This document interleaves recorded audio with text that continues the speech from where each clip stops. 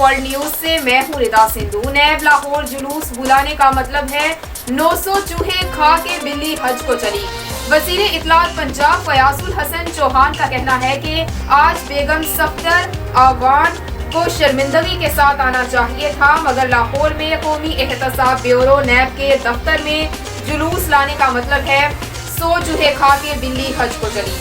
हमारे नुमाइंदे खुसूसी पाकिस्तान गुलाम दस्तगीर की रिपोर्ट के मुताबिक नैब दफ्तर के बाहर हंगामा आराई के बारे में फयाजुल हसन चौहान ने कहा कि ये करप्शन और लूट मार की जंग है। नून लीगी कायदीन एहतसाब से नहीं बच सकते। नून लीग के कारकुनों ने पथराव सोचे समझे मंसूबे के तहत किया। वीडियो में नजर आने वालों के खिलाफ कार्रवाई होगी और किसी से कोई रियायत नहीं बरती जाएगी।